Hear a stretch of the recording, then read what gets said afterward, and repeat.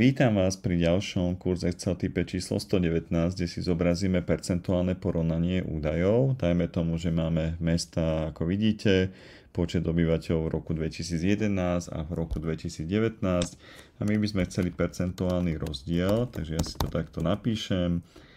Použijem úplne jednoduchý vzorec, kde očítam dve tieto hodnoty, čiže počet obyvateľov medzi rokmi 2019 a 2011 a vydelím to počtom obyvateľov 2011. Teraz môžeme vidieť desatinné číslo, ktoré zmením na percentá, čiže štýl percent použijem. Môžem pridať aj dve desatinné miesta napríklad a toto skopírujem do ďalších miest, do ďalších riadkov.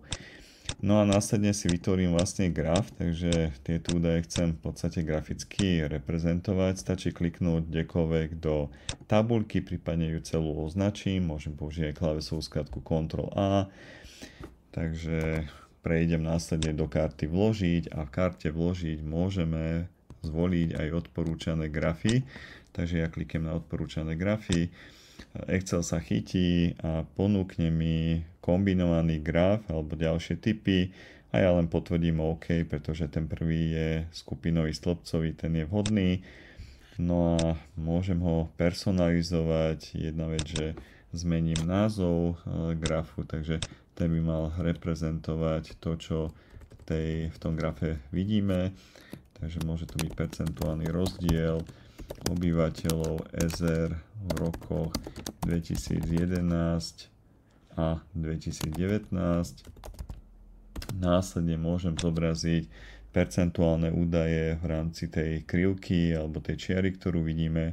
To je prostredníctvom tohto pluska, prvky grafu a zvolíme označenia údajov.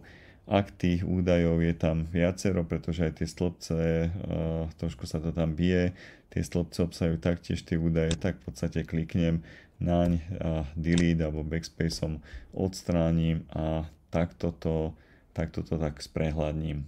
Potom môžem vybrať štýl grafu, takže nejaký taký lepší vizuál, ktorý môže byť ešte prehľadnejší alebo je viac zaujímavejší, takže v podstate takýmto výberom môžem si to prípadne zväčšiť, ale to už je práca v podstate s grafom, takže ide, alebo ak poznáte graf, viete s ním pracovať, tak je to o tom istom.